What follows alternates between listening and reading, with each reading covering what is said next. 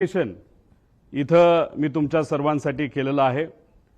या प्रेझेंटेशनमध्ये मी स्वतः, माझी टीम, मित्र ज्यांच्या कोणाकडे पर्यंत मी पोहोचू शकलो त्यांच्याकडनं जी माहिती आम्हाला मिळाली ती माहिती या प्रेझेंटेशनच्या माध्यमातून आपल्या सर्वांपर्यंत आणण्याचा प्रामाणिकपणे प्रयत्न केलेला आहे। काही लोक म्हणतील ही कुठून आणली, कशी आणली? ही आम्ही आणली आहे।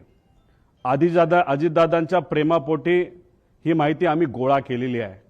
मी सरकारमध्ये नाही, आम्ही सरकारमध्ये नसलो तरी जे काही जमलं, कारण का शेवटी दादा असतील, साहेब असतील, आम्हा सर्वांना एवढंच सांगितलेलं आहे की प्रयत्न करत राहावा आणि तो प्रयत्न या प्रेझेंटेशनच्या माध्यमातून हाच केलेला आहे की खरं काय घडलं याची माहिती लोकांना पाहिजे, आम्हाला माहिती पाहिजे, म्हणून हा प्रामाणिक असा प्रयत्न तिथं केलेला आहे। माझ्यासारख्या छोट्याशा कार्यकर्त्याला जर एवढं जमत असेल तर मला असं वाटतं की जर सगळ्या रिसर्च एजन्सी, इन्व्हेस्टिगेशन एजन्सी जर सरकारने नाही तर सरकारमध्ये असणाऱ्या लोकांनी जर लावल्या तर लवकरात लवकर आपल्याला या बाबतीतलं रहस्य त्या ठिकाणी कळू शकतं। सुरुवात करत असताना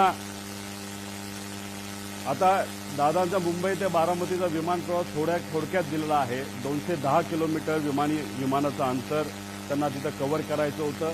27 मिनिटं त्यांना त्या ठिकाणी लागणार होती आणि विमान कुठलं होतं तर VSR ही एक कंपनी ऑपरेटर त्यांचं त्या ठिकाणी ते होतं। लेअरजेट नावाचा एक ब्रँड आहे, बंबार्डियर नावाची एक कंपनी आहे कॅनडाची, पण हे विमान हे अमेरिकेमध्ये त्या ठिकाणी बनलं आहे। पुढं आता याबद्दल विमानाबद्दल बोलायचं झालं, बंबार्डियर एरोस्पेस 2010ला हे विमान बनलेलं आहे। लेअरजेट 45 हे विमानाचा टाईप आहे। खूप फास्ट विमान असतं, 51,000 फूट उंचीवर हे विमान त्या ठिकाणी ट्रॅव्हल करतं।